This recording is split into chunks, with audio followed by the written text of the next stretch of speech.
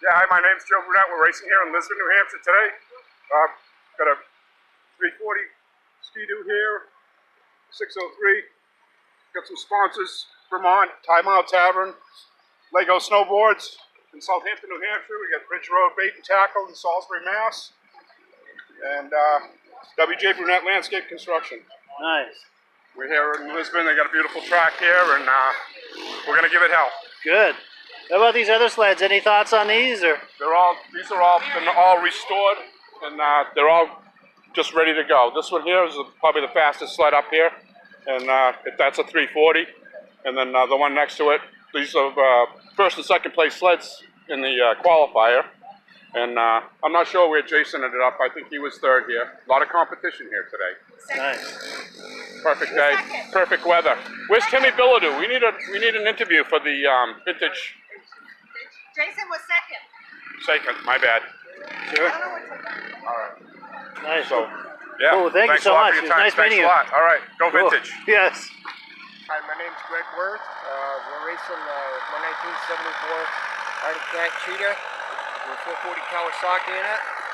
We've changed some things from originally on it. We've got the 36mm Makuni carb on it. Put a rubber track on it. Got a Skidoo suspension under it. Today's not the best day. Things have been better before, but that's the way it is at times. Sure, you win some, lose some, right? Yeah, you win some, lose some. It's going to get pretty warm here right now. Sure.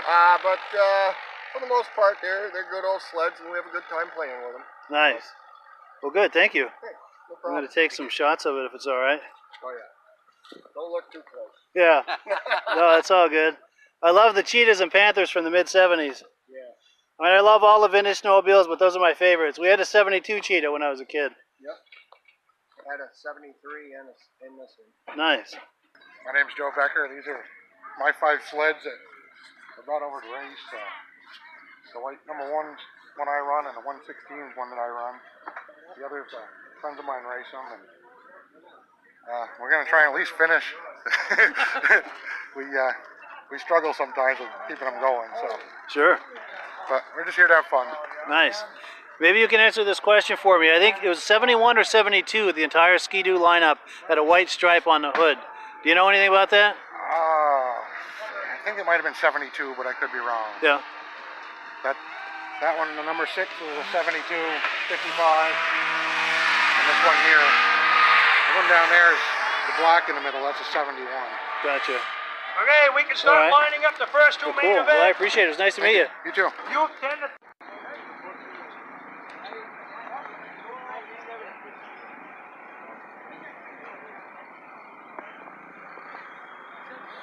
Okay, if I get footage of the sleds? Yeah. Cool. I think I met you earlier. How you doing? Yeah, good. Good. What's this, a Citation? Yeah. Nice. With like an MXZ seat? Yeah. Nice. I like it. That's probably a lot more comfortable with that seat, isn't it? Do you feel like talking it up? Do you feel like talking it up on a camera? I don't think it No, will. but I mean, do you want to talk about it on camera? Well, it's my sled. Just, you know, like my name is, and this is my Citation. Yeah, Jim Benham, I built this. You can see everything's for lightness. I got it down. Sure. What year is the Citation? 79. It's got an 84 suspension track on it. A lot of fun. Nice. I'm not running it today. I'm running the 440 today. Now, what's this sled here? Is that a Polaris? Polaris 440, and I'm running that in the senior class. Really? Nice. This one was 340. They said, no, you can run a 440 fan. Really? So I swapped my skis out, and I run that one. I hit plastic skis on that. They wouldn't let me run the plastic. Has to be steel, huh? Leaf spring only? Basically stock leaf spring. Sure, let me go around and check. Leaf springs on them. I made them. They're very good. Oh, you did? All I did was put bottoms on them. Wow, plastic skis with leaf springs. That's cool. They work good on that. Nice. Now, what's this, a Cutlass? A Cutlass? What is that? SS. SS, okay. Yeah, SS. Nice. So this is the one you're racing today? Yeah, pulled a second the first race, right behind this guy. Nice. Sweet. That was one of the first races, right? I think I saw it. 13. He might have been in it. Okay. To make the field. Let's get it going. Nice. Well, thank you. This is the senior class, 15 over. Senior class, yeah? Cool. Well, nice meeting you. I appreciate it.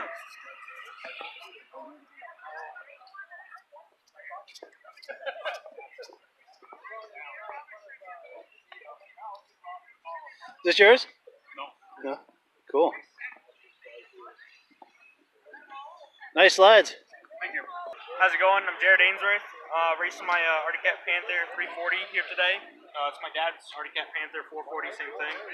I'm running 3 classes. I'm running 340 free air, 340 fan cooled, and I'm also racing the 340 in the 440 class. Just something to do, fun, run a couple classes. I travel a lot for work, so this is probably my last race of the year. I don't get to race much. Dad's running the 15 over class. He's killing it today with that. Struggling a little bit on the straightaways. The deep snow's bogging it down pretty hard, but I think I'll ride a little harder and make a few adjustments. Features will be pretty good. Probably going to end up with a couple podiums. See Good. what happens. Should be a good time. Good for you. Thank you. Well, thank you. Nice.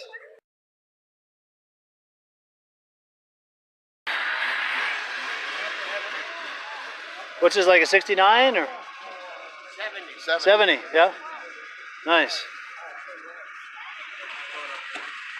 That's a nice shape, isn't it? It's a nice example. Yep.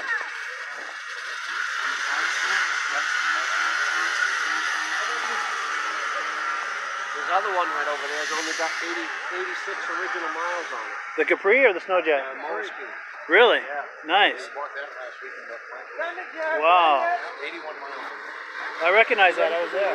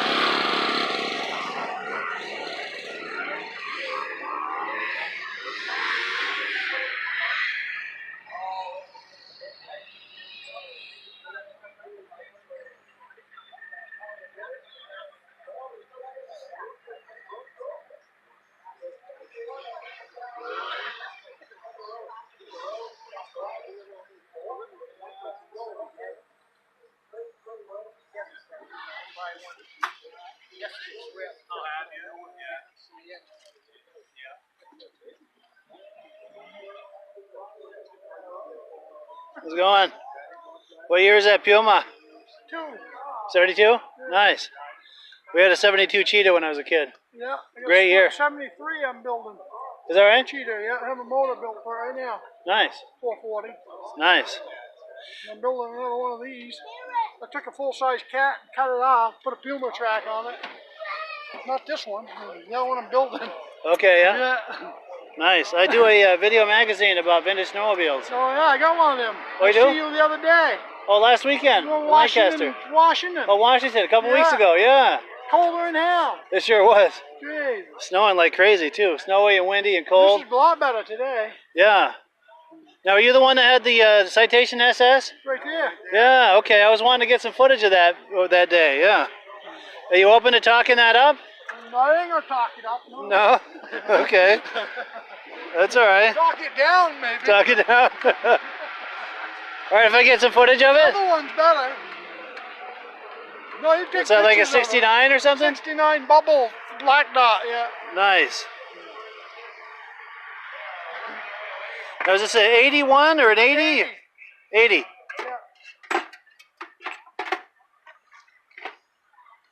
Good shape. Yeah, I remember liking those. I was in high school when these came out. I really liked them. Yeah, I got a little dirty on the way here. Oh, yeah. Yeah, I really remember liking these when they came out. And then, of course, the Blizzards came out there The Blizzards. a couple years before. More heavier. Yeah, These are snappy for the size of them. yeah. And then a few years later, my dad got a Citation 4500. It wasn't as sporty as this. Didn't have the twin carb, but it was nice. You could hang the track out, hang the tail end out, you know. How long have you had this? Third year, 3 Yeah. years, yeah. 3 years, nice. Have you restored it at all, or is that original? Or? Oh, original except the jack shaft, chain case. When we got it, chain case was broke out of it. They had to take the motor off, changed all the chain case, jack shaft, and Wow. cleaned it all up. Got hours in it, yeah. I'll bet, yeah. Now are you racing that today, or just showing that? Or? We ain't racing it now. Just showing it? One always put a long track on it, but we never did. Oh, like a 4500 track? Yeah, longer. Yeah. Yeah, that would be cool. Yeah. And then this is a 69 here.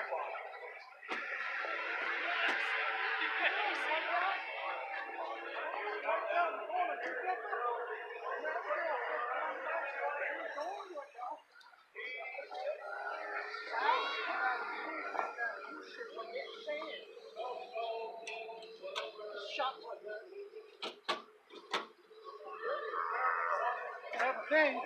No. Take the air jet out and then put more.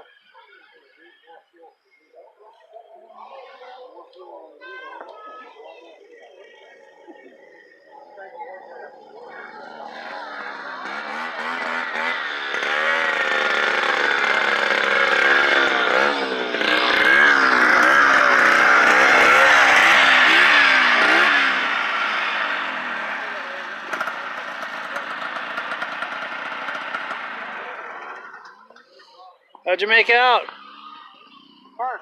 First? Yeah. Wow, congratulations. Thanks.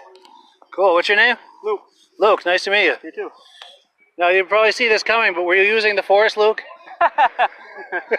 Not today. Not today, you didn't need it? No. Nice. Yeah, I do a video magazine about vintage snowmobiles. Oh, cool. And this probably be in the next edition. Sweet. Cool. What year is this? 73. 73, nice. Yeah, rubber track. Oh, really? No cleats, huh? 73 lengths. Yeah, stock suspension. Nice. Yep. There's a single cylinder? Or? Yep, 340 Hz. Wow, nice. Good for you, man. You took it, huh? Yep. Good for you. Yep. I like that TX. Yeah, he's gonna run it in the demolition derby at the end of the race, Nice. end of the day, right, Tom? You'll probably do well. Those were tanks. We had one when I was a kid. We had a 250 TX, and it was tough. I was a teenager, and it took all the abuse I gave it. The only free is it didn't blow up on a regular basis with the fucking Yeah. Polaris 250s and 340s. 440s blew up. Now, is this a 76? 8. 78, yeah. Nice. It's all this original motor. It hasn't been redone or anything. All original, huh? Yeah. Nice. So got original chrome plating and all that. So I bought it running. I took a compression test. I think I'll just leave it alone. Good. Now, what is it, 340 or 440? Or? 340. 340. Nice. I put Indy suspension in it. Double run of carbides. That gives us some bite. Huh? Warmers. Oh, yeah. Nice. And I wanted to ride the trail. Yeah. That sucker goes pretty good. It does. What is that, a Puma?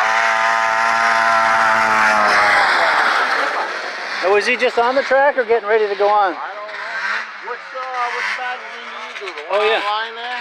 Facebook one? Yeah, Vintage Snowmobile Lovers. Yeah. I see your stuff all the time. Nice Oh, to meet good. That's you. me. Yeah, I'm Mike. Hi, Mike. Nice to My meet name's you. Tom. Sweet. Yeah, nice to meet you. Yeah, I get to see your stuff all the time. Good. Nice. Yeah, it's the largest vintage snowmobile page on Facebook. Almost 50,000 fans. Awesome. And I think it's the largest community of vintage snowmobile lovers anywhere. Nice. Because 50,000, that's a lot of people. That's a whole shitload of people. Yeah. Yeah, I see. I mean, I follow it, so Nice. see all the posts.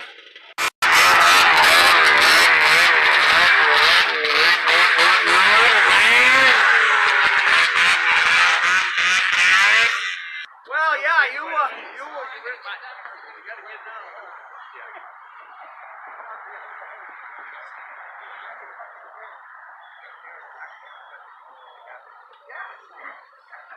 Yeah, we can do that.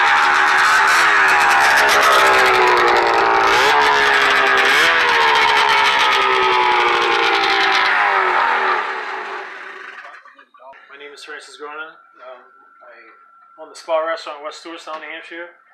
These are my daughters, Sophie and Sienna. They both race in the vintage races for the Lisbon today. Sophie runs an Alouette 340 Super Group. She took a 3rd place today. And my other daughter, Sienna Grondin, she runs a 120 mod. She got the 1st place today. Nice. Yeah. You want to come a little closer? We can get a look at that trophy.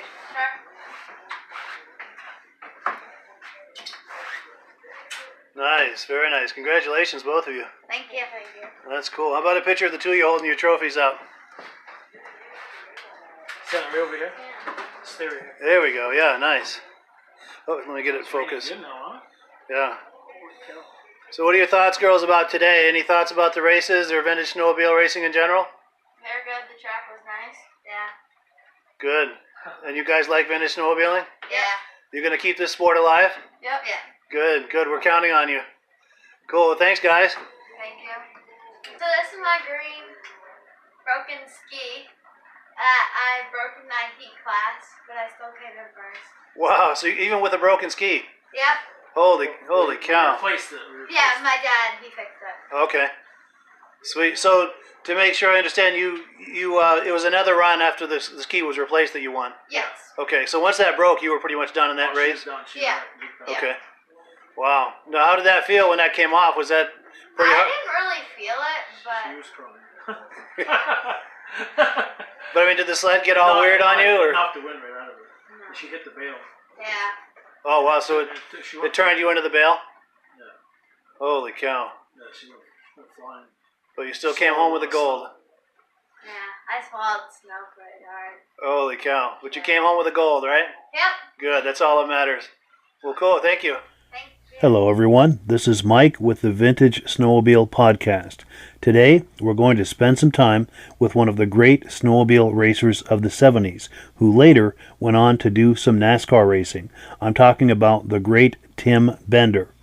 Now, since racing is not my strong suit, I've asked my friend Paul Belfay to join us. Paul is the perfect person to join us because he is a collector and enthusiast of Yamaha racing snowmobiles of the 70s. So, let's listen in on the conversation between Tim and Paul. Thank you, Tim, for some time today with us to talk to your involvement in snowmobile racing. Sure. Obviously, you are Glad to be here. well known in the snowmobile racing family and as a Hall of Fame of snowcross and ice oval snowmobile racing. But Paul, I'd like to ask you, where did the number 19 come from? Dad was a car racer in Western New York, Buffalo, New York, and he was number 19, and it came from there. My brother had number 19, and I so it came from my dad. Oh, that's cool. I wondered where that number. I always wondered where numbers come from for people that put them on the car. That's cool. Yeah, At your age. No. When you started racing. I was started when I was 16. But, Oh, great. I'm a third racer. My son being the fourth generation, but I actually used to build race cars. He was an engineer of sorts, and then I do race car driver, and I was racing too. Nice. Yeah. Well, now I'd like to ask you about your racing sleds of the 70s through the 90s. What sled gave you advantage to put you on the podium? The TSS and the Yamaha front suspension worked vehicles because it had naturally didn't roll as much as regular independent front end would roll, and a natural that was working going in oval racing. We put it, added a sway bar to it, and that was the first Yamahas in 1974 was my first year, and I had SR 292 single, and I don't think I made a fine year, but I had most fun I've ever had that year probably. I also did the least amount of work on it, but it grew into racing the TSS sleds, and then later on the suspension. Oh, great. Now, talking about your winning sleds, the VMAX, obviously with the SRX you raced a little bit with, the Exciter, and then obviously the VMAX 4 that in the oval racing. Yes. Also I raced early on, 1984, I think we raced there, in Formula 56 class. It'd be stock, but you could do anything you wanted with the chassis. It was an open chassis. So we had a modified phaser. Actually, before that, we had SR5, 82, 83, raced an SR5, and then started building sleds for Yamaha, too. We built a Yamaha, the wide, at the time, to be able to 50 sleds would be legal for this class. And Yamaha built 50 wide front-end chassis for the SR5, and we built Bender Racing built the sway bars for it, and to be legal for the stock, we built 50 of them. And then that was the introduction to stuff for Yamaha, and the next year we built the Yamaha Phaser SX. It was an 80. We built 50 of them. The only problem was that they did so well that the minimum build would be 250. So that kind of put me on it. I couldn't build 250 of them in my shop. So it was a bummer for us for sure. But the Phaser SX won a lot of races. Yes, it did. I seen that sled. That was a great sled. But let's back up, Tim. In 82, Yamaha came out with the SRX 500, and you raced one, I think, in Minnesota. What did you think of that snowmobile? I thought it was a great sled. I actually did a lot of testing for Yamaha out in Montana in high altitude. I used to put on 150 miles a day, just pound 82 SRX 500. And we got one, and I raced it at the Pontiac Silverdome. We won everywhere we went, but it was a little finickier. Yeah, is that a word? Finicky than an 81 SRX, which was plenty finicky. And Yamaha had so much trouble with the 81 SRX, they brought them back from the dealers and destroyed them. And the SRX 500 that they built in hand, they ended up never sure. They actually cut the struts out the SRX 500 sleds for me to use on to build this. But it was a sled, it just was a little bit finicky. Now that sled you raced at Pontiac, did you widen the front end on it? Yeah, I had a wide front end on it. Also had a long travel suspension in it, which we built. At the time it came with about 3.5 inches, and we made it like 6 or 7 inches of travel. Nice. Wow. So how much horsepower do you think that, like 100?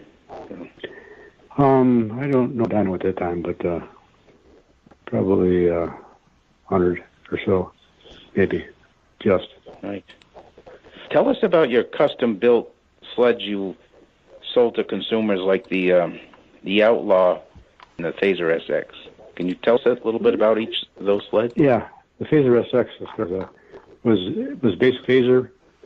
We took an 84 phaser, took out the 112 track, put a 121 in it, lengthened out the rear of the tunnel, cut the struts off the front end and put 500 struts on it, widened the front end out, a sway bar on it, put a cold air to breathe cold air from the outside and then exhaust the hot air from the outside of the hood. And then what we did was we had a system where we bring 5 into the shop at a time and cut the bottom of the crate. It was a wooden crate at the time. And about 5 at a time and build them, each one of them up you could. Then we crate them back, ship them back to Yamaha. We painted them, and they were red, silver, and I signed the hood on them, and each one of them, and that was a phase. Right. And then we built it. Next year, when Yamaha, or when ISR changed the rule, 500, or 100 build, I'm sorry. I spoke before. But this 500 they had to build. So when ISR changed the rule to 500, we decided on our own to sell ourselves. So it was called the Outlaw 82 SRX, or I'm sorry, SRX, new ones, those that Yamaha not sold. I bought those from them. We took the engine out, put that in the phaser with a white front end and sway bar and track, just like we did in the Phaser SX. Yeah. So basically, it was a Phaser SX VMAX 540 engine. Wow. How about the Terminator? We went to the Outlaw. We used new engines out of 83 SS40. Terminator was a exciter-based sled, and then sway bar, and then twin pump, and different carburetor, bigger carburetor. And then the last one we built was an Avalanche. We built 20 Avalanches, I think. They sent a motor to the crankshaft. A friend of mine, Larry, got dead at the crankshaft. Motor cut half it down the middle of one cylinder. Took another engine and cut down the middle of it, welded them together, made it three. And then he built what we called a bucket in the side. The clutch didn't hit the side panel. We had to extend the side panel out, and or CC. And that thing was a rocket. I built one of those for 25 of them. My dad bought one, and he decided it was too fast for him. He gave it back to me. Yeah, some of those sleds around today still running. A few guys, John Bertolino was one of the ones that does my old stuff, EMAX 4s and Phaser SXs and Outlaws and such. So. Well, that's great. Old race sleds, any of them? No, I don't. I should have kept one, but I should have kept a couple of them, but I don't. The only thing I have is I had one TSST, a triple ski single track, which was a Formula One sled that we built with a Yamaha motor in it and racing the river only. I had showed to Gordy Metz from Yamaha, funded the building of it, and one race was all I was contracted to do. So we raced it. That was it. But it was that was a neat sled. I had that one until 10 years ago, and then. What did it do at Eagle River? It was great around the corner. I had the second highest speed that anybody ever, but they was terrible on it. It was built by a company in Michigan. I built the chassis. They built it for some twin tracks. They put Yamaha motors in them too, and none of them ran very good. So it was kind of a bit of a. That's too bad. Size motor was that? It was a 500 VMAX 500. Oh, okay. It was a 500. It was made to run at about 79. We were turning at 10,000, and it was just shook the thing apart. We went through a couple engines, and but it was sure went around the corner good. But yeah, I've seen the brochure. Yeah, I sat on the track, and there was a ski off to the right hand side of me, and then with a suspension on it, and then we had and I was way offset, and it didn't come out of the hole the greatest, but it sure cornered good. Wow, that's great. Oh, Tim, tell us a little bit about your secret and advantage over the other guys. I know you didn't have a lot of horsepower over the years with your motors, but you had an advantage doing it. Due to your sleds to make them perform. A lot of hard work and driving the hell out of it. I had a rule of thumb that everybody else let off, and then I wouldn't let off way after they let off. And the cord was so with the Yamaha. And my riding style matched well with the Yamaha. We had in the bottom, we built all the way up to holes that hold the ski, and then machine them at different angles so we could adjust the camber. And we designed it. It worked very well on the Yamaha too. It was around the corner so good. I see. How about that little leather limiter strap? Yeah, that was a Kickstarter, we called it. A lever that, with it unloaded, or let's call it open, it was up in the air, and when you got out of the hole, the front limiter strap would be longer, and you would let you, then before I got to the corner, I'd stomp it down and lock it all the way down. Limiter strap up, and so I could run on the back of the track. So it could turn. That way I could run a lot more studs with that than you could without it. Wow, what you had there. Oh, and before I let you go, tell us about the VMAX 4 sled. I saw it perform, and you were almost lapping the field at Val. It was unbelievable. Yeah, we at Valcourt that year having a heck of a time blowing tracks, and Mike Sack was my teammate in one of our sleds, and he blew a track, and when it came out of the sled, it clawed the rivets off the backside of the board. The steering bolted on the bulkhead. We didn't know it. Changed track, and he was racing, and he steering broke on the bottom of the mount, broke off the chassis, and he lost control. It went into the corner. We were running 109 on us up there at Valcourt, and to the corner, and went one way, and he followed it into the hay bale and had it in a bad spot, and he was out for it. But that sub was so fast, it was actually the only thing that ever scared me was that thing. Wow, and everything you build, it seems ISR or USSA, they just stopped you the next year done. They didn't even let that race. That sled was banned, right? Yeah, Polaris got the Skidoo. They decided they wanted to. Yamaha was a member of ISR, so the voting rights, and they ruled from 800. Actually, there's no limit on the CC, and the 600 CC, which we took Yamaha VMAX4 and cut off one cylinder out of it, and that's still around running today too. But we never raced it. That'd be production based. Oh wow! Yamaha wasn't interested in this. They penalized you every time, and I felt bad for you. Yeah, a handful of that sled would go, didn't it? That VMAX. Man. Yeah, and it was only 750. If we made it 800, we were approximately 170 horsepower with it. We were racing. And if we would have went to 800, we would have been 200 horse. Wow! So it would have been fun. Unbelievable. Well, Tim, thank you for talking with you about the racing, and I'll turn this over to Mike. So, this is Mike again. I'd like to thank Tim and Paul for having this conversation. I was able to ask Tim a few more questions, but sadly the audio quality was not very good, so hopefully we can have another conversation with Tim at some point in the future. So that is it for now, but thanks again to Tim and Paul for having this conversation, and thank you also to everyone who has taken a few minutes to listen to this conversation. Lastly, don't forget to tune in to the Vintage Snowmobile podcast every Thursday evening on the Vintage Snowmobile Lovers Facebook page. Have a great day. Today on VintageSnowmobileLovers.com, we're in Lancaster, New Hampshire at Crane's Snowmobile Museum. And our good friends Midge Rosebrook and Paul Crane are just about to give us a tour of the museum. How you doing, guys? Good. Before we get started, Paul is the first person in the U.S. ever to ride a snowmobile. Do I understand that correctly? A Skidoo. A Skidoo, okay. Skidoo only. I Skidoo. wasn't the first to ride a snow machine. I was the first one to ride a Skidoo. Nice.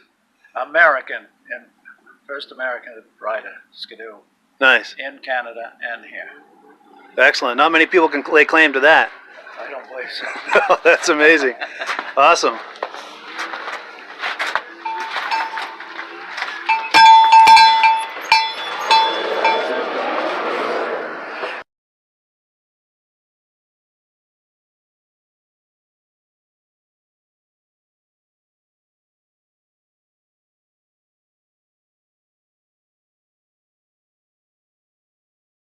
I just start down this row here. All right. Everybody can understand what just by looking at them, what they are. So we'll go down this row here first, and then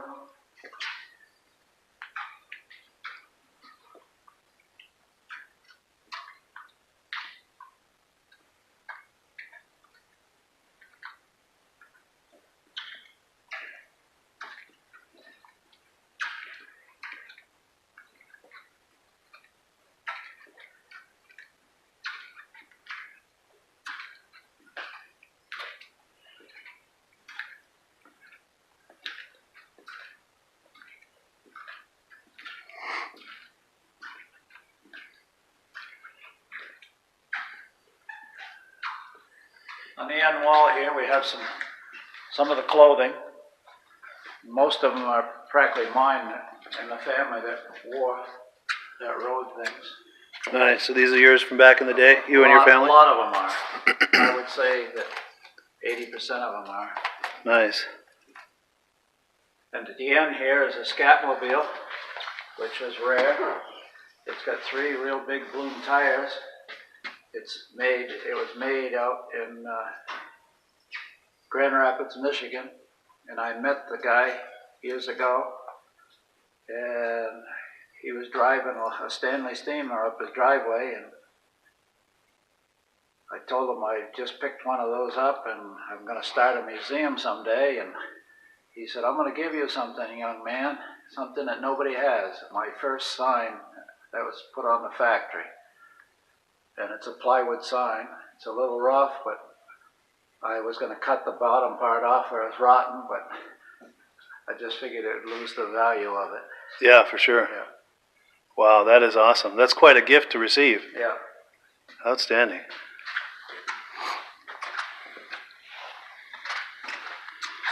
Cool. Then I got patches on the back wall. Oh, yes, yeah. Patches on the back wall. Yeah. And see if I can get in a little closer on those.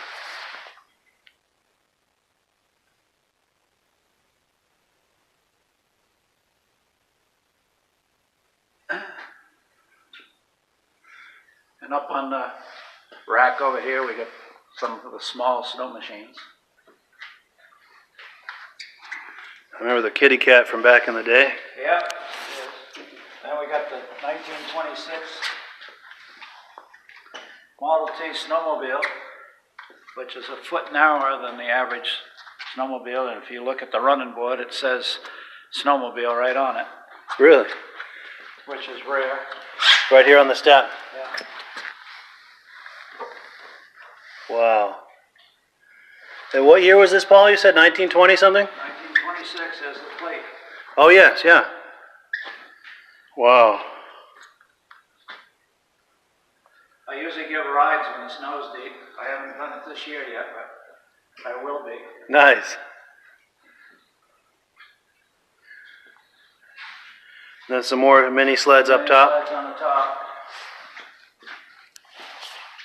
Then over in the corner here we have some more mini snows plus a couple old sleighs.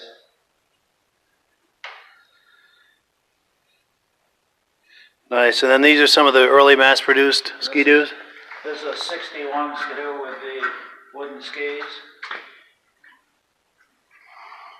This is a 61 skidoo with the replaceable steel skis, because the wooden ones we'd go out in the field and we'd break them. Huh. Wow. Now that first sled that you rode, was it similar to this one, or Just like that. just like this one? Yeah. Wow. But it was a 1960. 1960. Okay. Yeah. I have one, but I haven't got it over here yet. Okay. A 1960.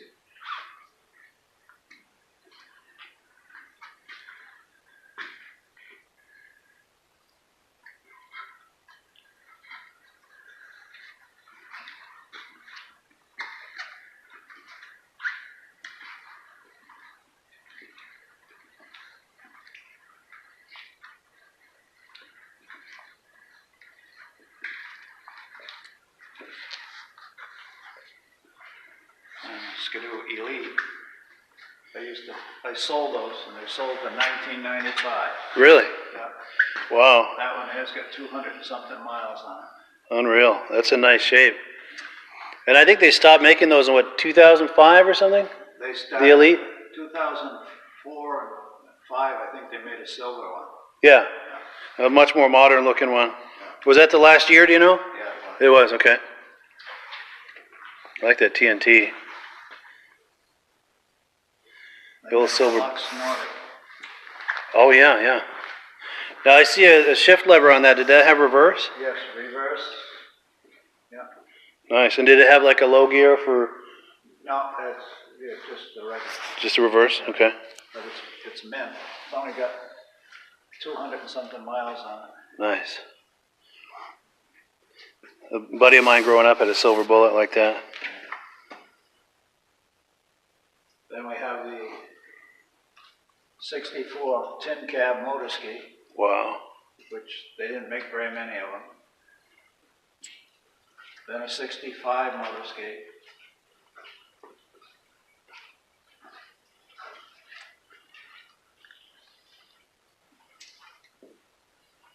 Then the racing motor ski, which is a 634 Herc, yeah.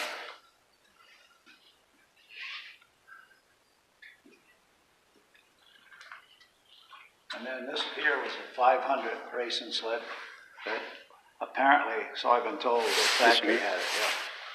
Motor ski factory had it. Wow. That's cool. And then a Zephyr, which is all original. Wow, 1970, yeah.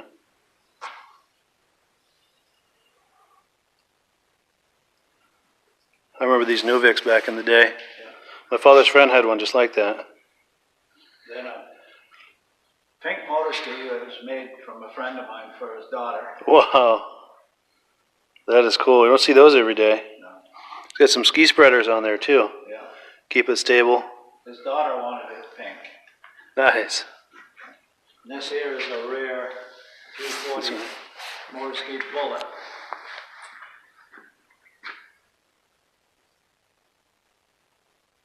Wow.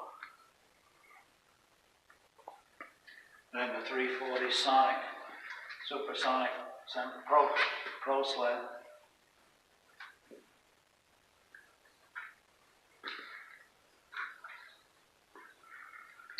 Then the racing Northway. They only made 21 of them. 21, wow. Sleds, yeah. That's a real big hood. Does that mean there's a real big engine underneath? Or? Yeah, it's a 440. 440, yeah. Nice, and this racing cat. Then a 76 Snow Pro. Nice. Yeah. That's one of the cooler looking sleds ever to be on the snow, I think. And then the Husky. Yes, yeah.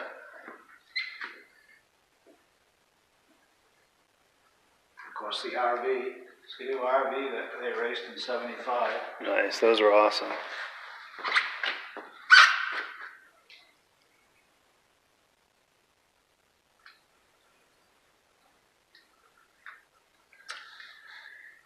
Then the Snow Cruiser, which was a Rapido 500, which, as far as I know, there's only 4 of those in existence. 4 of those, wow. That's amazing. There's one in New Brunswick, I understand. I've seen that one. And I understand there's one up in Peterborough where they came from. And I don't know if the one's still in New Jersey or not, but there was one down there. Nice.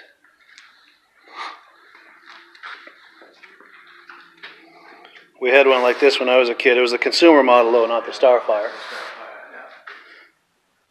That was fast. Even the consumer model at 250 was really fast. Oh, yeah.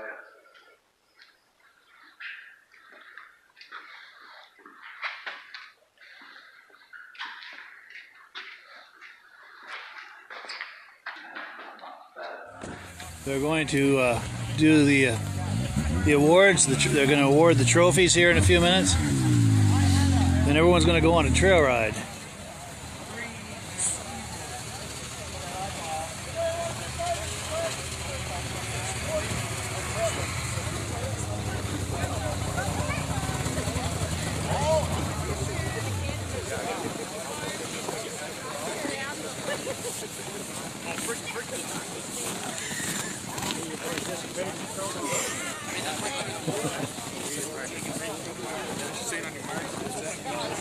That's a good spot right there. Yep.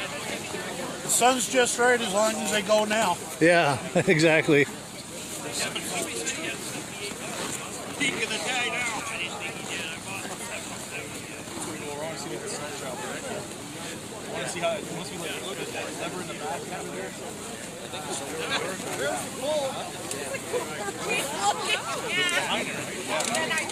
Well, that's just for the. Hey, how's it going? That's just for the directions. That's just to change directions. So yeah, if you're just tuning in, we're waiting for the award ceremony. We're in Newport Center, Vermont, the Country Riders Snowmobile Club. has put on a vintage snowmobile show. He's home now. These are some of the sleds and the turnout. Considering how cold it is today and it's a first-time event, they've got an excellent turnout. In a few minutes here, or a few moments, I don't know when exactly, but they're going to be handing out the trophies. And then a lot of these folks are going to be going on a trail route on a 9-mile loop. And once she's finished handing out the trophies, I'm going to see if I can run out on that trail a little ways and get some drive-bys of all these cool vintage sleds. So yeah, we're just waiting for it to come around on the guitar. And if you know that song reference, put it in the comments. Here we go. Everybody, on behalf of Country Riders for coming out today. Cold start this morning, but it's a great turnout for kind of an experiment. First time doing this. We hope to make it an annual event. I'm not guaranteed nothing. First award that we have is for the oldest sled, and it happens to be the oldest rider. Reggie Field, Polaris Snow Traveler.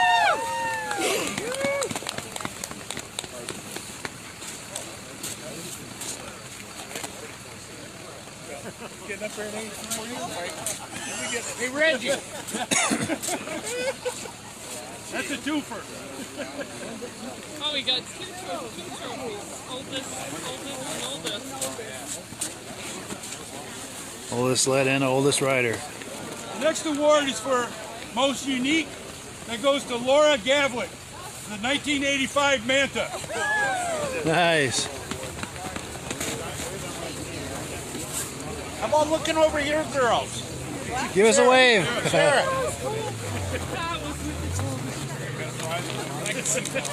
Kodak moment right there.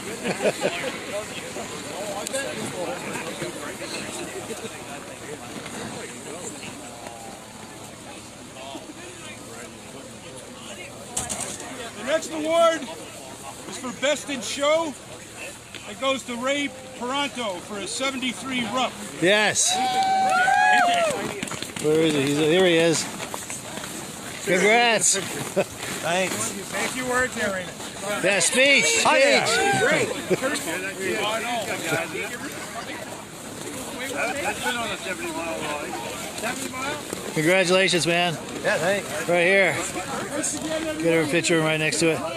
Get the ride organized. A quick 9-mile loop around, just around and come back.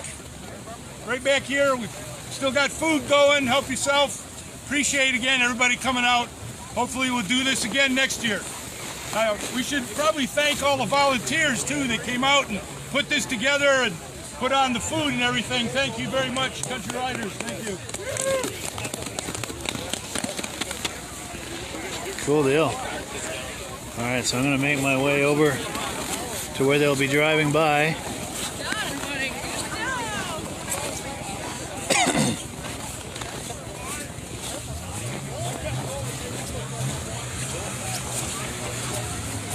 A lot of nice modern sleds here today too. Of course, we're right on the trail, so that actually works out pretty good. If people are going by, they can stop and wander over and check out the activities.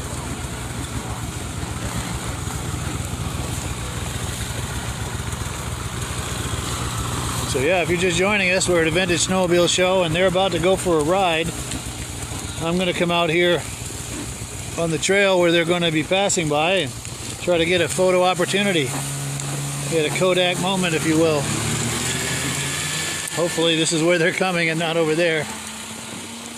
If not, I'm skunked. But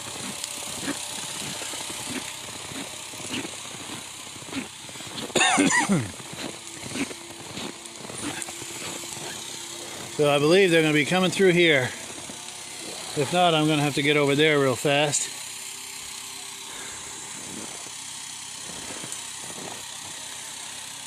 But yeah, this is a nice event. The Rupp has his vote. Skip Estes, thank you for weighing in on that.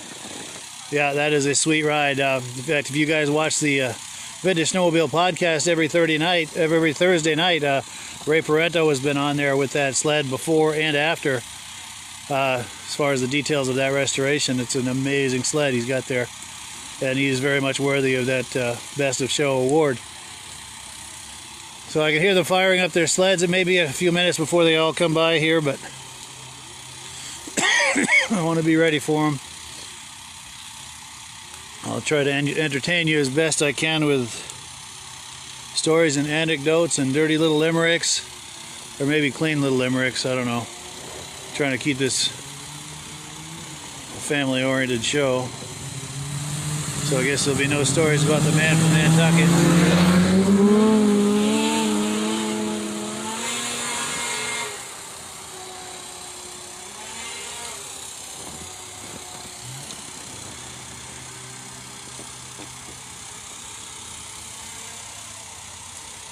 So yeah, so thank you guys for waiting here with me. We're going to have a drive-by in a few minutes of a whole lot of vintage sleds. It's going to be worth the wait. And I thank you for hanging out with me on this. Yeah, and in case you're just joining us, we're at the Vintage Snowmobile Show here in Newport Center, Vermont, in the Northeast Kingdom of Vermont. The Country Riders Snowmobile Club is putting on this vintage show.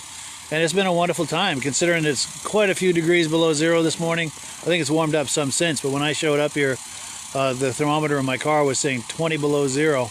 Thankfully, it's sunny out and not windy, so I've not been cold. And by the looks of everybody moving around here, I don't think they're super cold either. As long as you're dressed for it, it's really not too bad. But this is their first time event, their first time doing this event. They weren't quite sure what to expect. And considering how cold it is, it was a good turnout. A lot of modern and vintage sleds, because of course modern sleds were right on the trail, so a lot of people are stopping by as they're trail riding to check out, see what all the fuss is about. And turns out it's a really nice event. We were just looking at some nice sleds. They had the award ceremony. Yes, I want to plan for that next year. Jeff Carr, absolutely, especially if you're in the area. So if you're thinking about that, Jeff, and anyone else who is thinking about attending this next year, just look for the Country Riders Snowmobile Club Facebook page. And friend that page, like that page, and just keep an eye on it as this time of year rolls around next year to see what kind of a date. And you can also message them and find out, any kind of details as far as, if they've planned it yet as far as a date or anything. Here's a drive-by right here.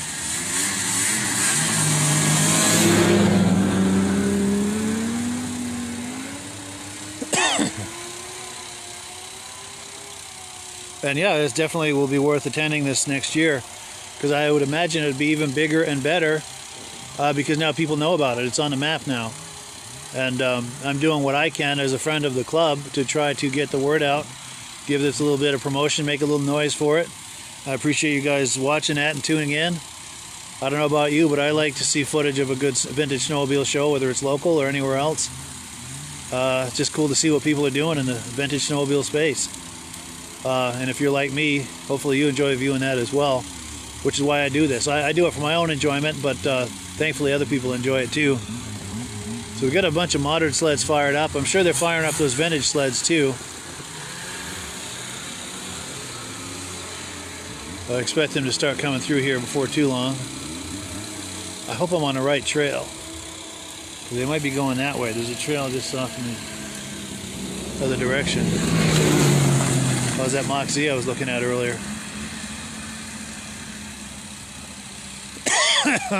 Oh yeah. Yeah, I've had a tickle in my throat lately. Every winter, just the dry air tickles my throat, I guess.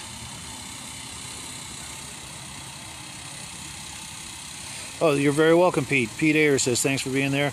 Yes, Corey Munson. We are in Newport Center, Vermont. Northeast Kingdom of Vermont. The Country Riders Snowmobile Club has just put on their first annual Vintage Snowmobile Show. And we were attending the show, walking around, getting interviews, looking at sleds. Here comes the first vintage snowmobile right now. Hopefully he's going to turn down this trail, which would say that I'm on the right trail. They just had the award ceremony a minute ago, and now they're going to have a ride, and they're all going to drive by me here, assuming I position myself in the right spot. There's another trail that goes off that way. Hopefully that's not where they're going. If it is, though, I can get over there pretty quick. I will miss some of the drive-bys, but...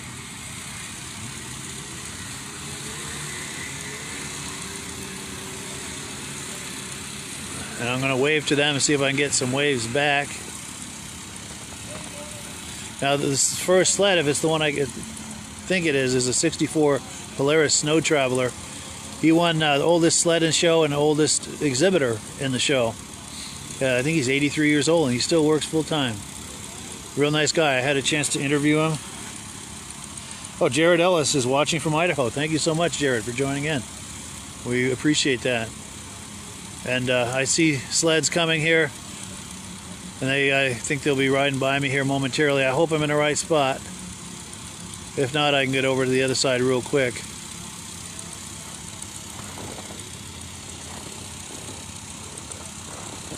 Well, let's get closer. See where they're going.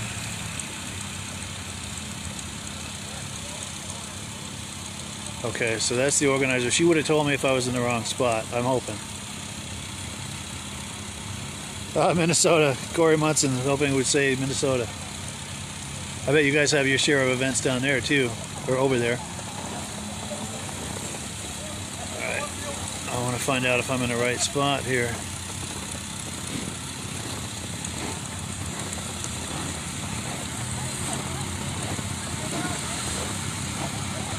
So they're coming down here, right?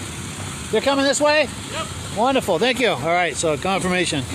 All right, let me go get into position again here.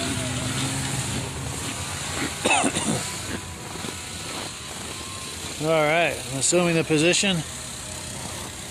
And we have confirmation they're going to be coming this way. Thank you guys for hanging here waiting with me.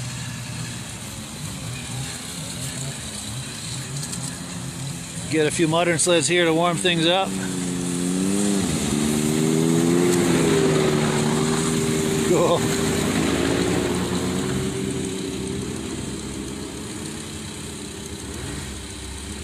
Jeff Facker from Central Minnesota. Well, thank you very much for the compliment. And Steve Dunley watching from Ottawa, Canada. Yeah, thank you guys so much for joining in.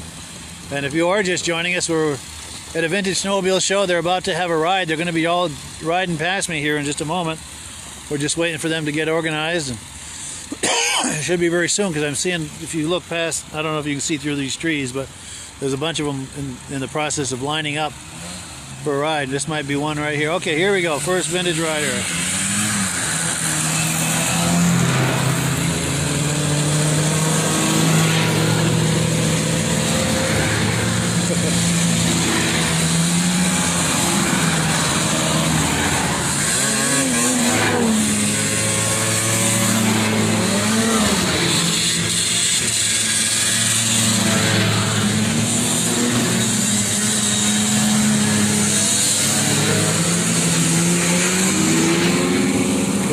Oh, there's more coming. Here's that 1964. He's 83 years old. That's the oldest sled of the show and the oldest exhibitor. He won 2 trophies. Here's some more. Pantera.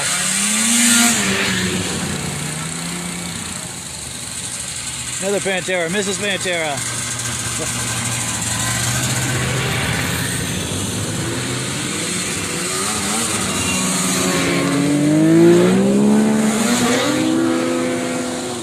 Yeah, I think they wanted to hit the throttle rather than wave, but that's all right. I was waving at all of them. I know how it is with the throttle, and I'm sure you do too if you're watching this. Greg Prue watching from Woodbury, Minnesota. Thanks us for the video. You're very welcome, and thank you for joining us. I don't know if that's all the vintage riders. It might be. All the ones that are going anyway. See, some of them have multiple sleds here, and of course you can only ride one sled. Yeah, that might be it. So I'm going to go walk around and look at some sleds and get what footage I can here. Eventually I'll wrap it up, but I want to try to milk this live podcast for all I can.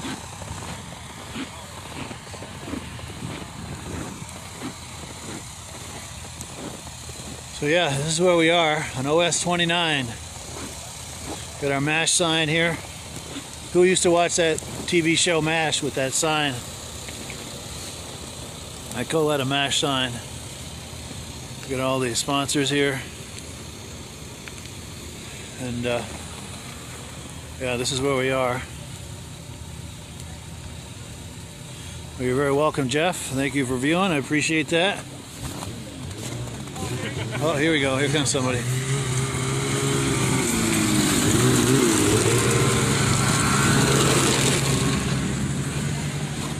All right, so let's go back and look at the sleds that are left behind. Now, the sleds that are left behind, they're free for the taking, they're saying. I may have that wrong, though. Hey, here she is, the organizer of the event. How's it going? All right, so these are the ones that are left. We'll get some modern sleds taken off. Yeah, let's take a look here at the sleds that are behind. Get some modern sleds on their way.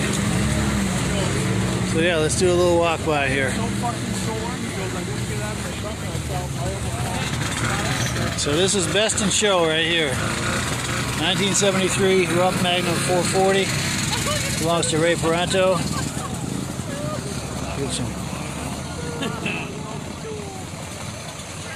That is a sweet sled.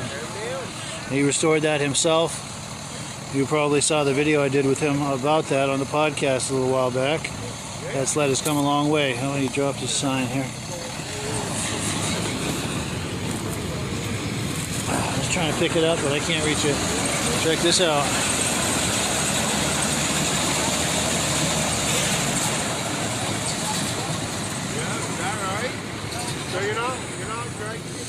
Take a look at this John Deere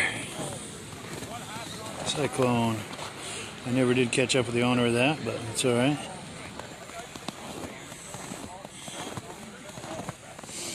You don't know who owns the Cyclone, do you? Sorry? Do you own the Cyclone, either of you? No. No? All right. That's a sweet ride, huh? It is, isn't it? Yeah. A little Polaris action over here. Now that TX in the back, that 440, we had a 250 version of that when I was a kid. That's what I was riding when I was a teenager.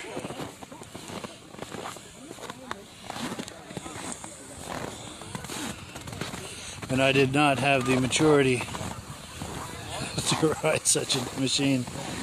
Surprised, it's a miracle I'm still alive after using that, but sure had some fun with it. Hey, Michael Carvela, how you doing? And Alden Banks, viewers of the podcast. I remember Michael Carvela came on the podcast not too long ago. Get some Elans over here.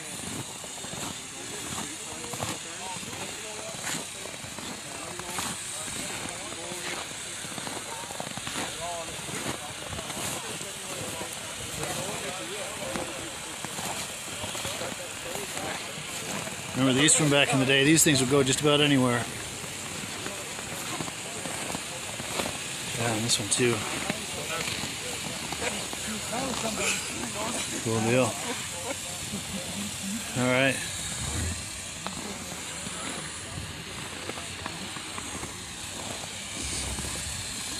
So yeah, I think I'm about to wind it down. But thank you for tuning in, both to the earlier podcast I did, as well as this one here with the award ceremony and the drive-by. Good times all around. Thank you for viewing. Oh, Skip Esty says watching from southern Massachusetts. Wishes he was here. Yeah, and if we do this next year, Skip, it's right up I-91 if you're in southern Massachusetts. C71 Elan first sled his dad got, Alden Banks. Yeah, since you made a comment, we'll take another look at these Elans. Just to take you down memory lane.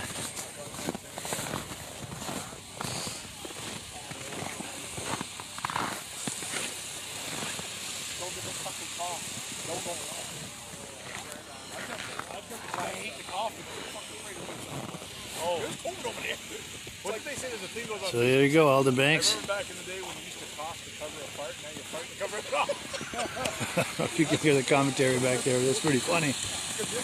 Yeah, I'm not going to repeat it, but that was pretty funny. All right, so I'm really going to close it out this time. Thank you everyone for viewing. Appreciate it. Hope you're having a good day, good winter. Hope you're able to get some snow time on your snowmobile, whether it's trail riding, yard riding, or whatever is available to you. Hope you can do it, and do catch up with us Thursday night, 9 p.m. Eastern Time, right here, right at this spot, for the Vintage Snowmobile Podcast. Thanks, guys. Have a wonderful day. We'll catch you on the other side. Hello, everyone. This is Rob and Mike. How you doing today, Rob? I'm doing good. Mike, yourself? Very well. Thank you so much for coming on. I appreciate it. Now, today, we're going to be talking about AMSOIL.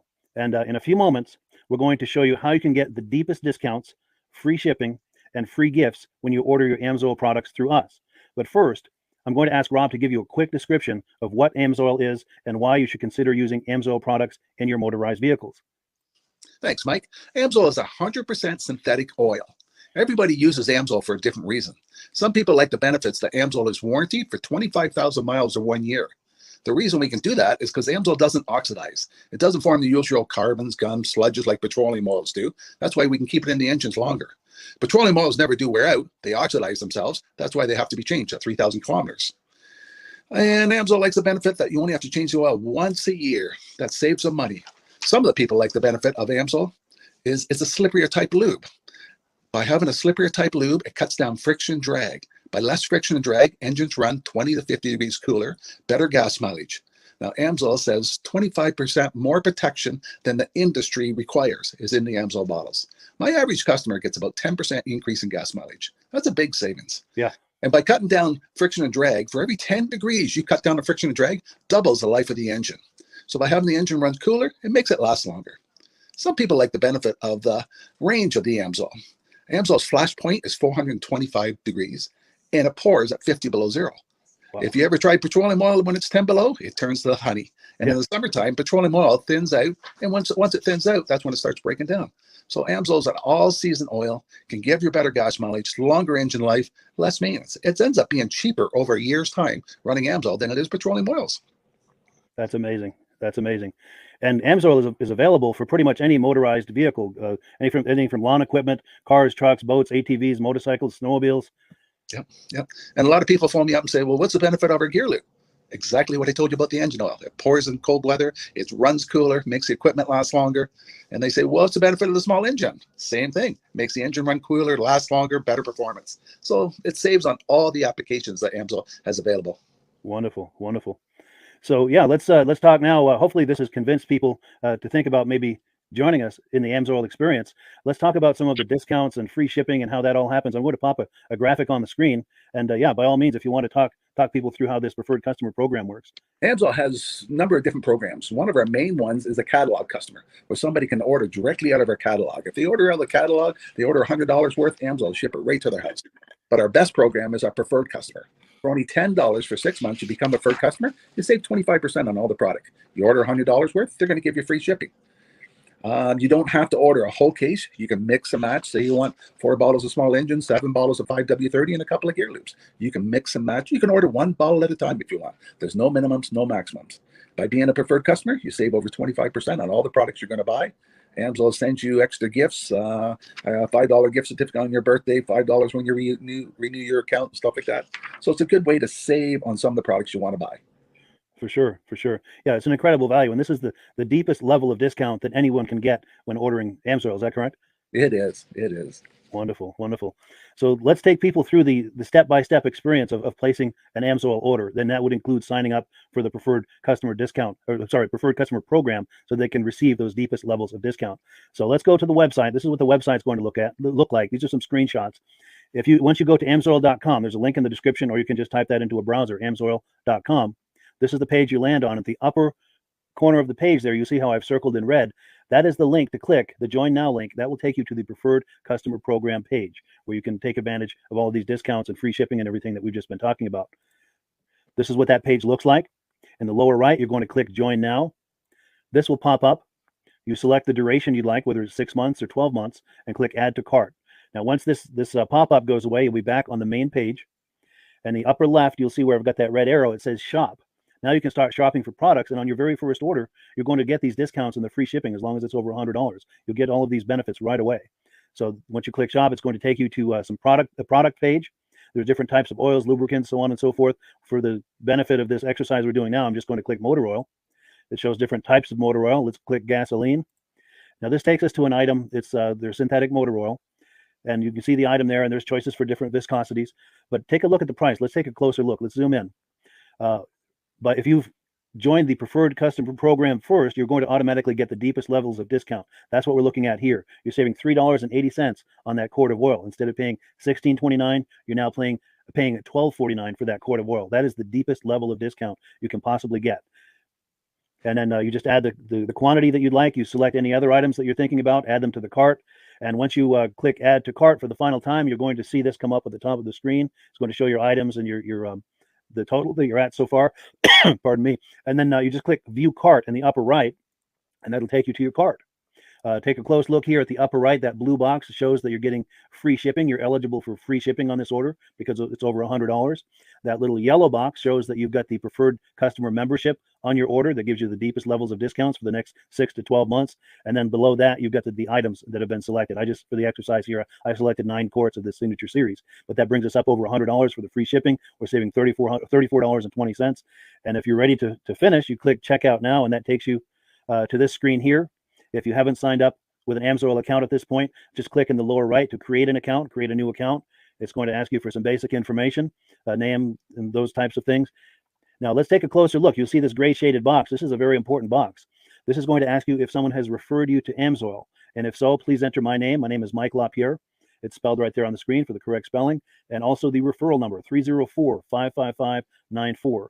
That's how you make sure that Rob and I get credit for this. Now, in the interest of full disclosure, I have signed up for AMSOIL under Rob. So when you order using this referral number, Rob and I both benefit. So if you enjoy these podcasts that we're doing, this is a wonderful way to support the podcast, because when you order using this referral number, Rob and I both benefit. And the commissions I make go directly toward offsetting the cost of doing these podcasts. So I thank you in advance for that, for using my referral number. I very much appreciate it. And once you've done that, you just go into the next screen to enter your payment information, and you're done. Now, once you've placed your order that's over $100, and that order includes your AMSOIL preferred customer program, you are now eligible to get a free DVD from myself. Now, this is going to be either a muscle car DVD or a vintage snowmobile DVD.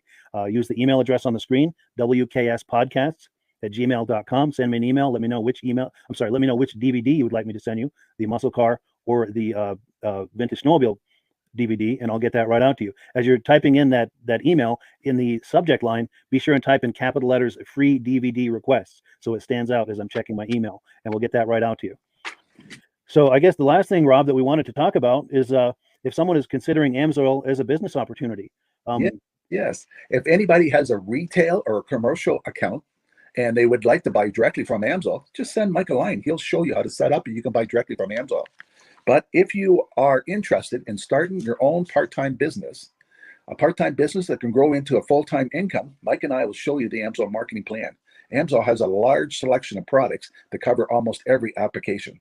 So it doesn't matter if you're into snowmobile, boating, or ATVing, or hot rods. We have an oil for every application. It's a fun type business that's I really enjoy doing.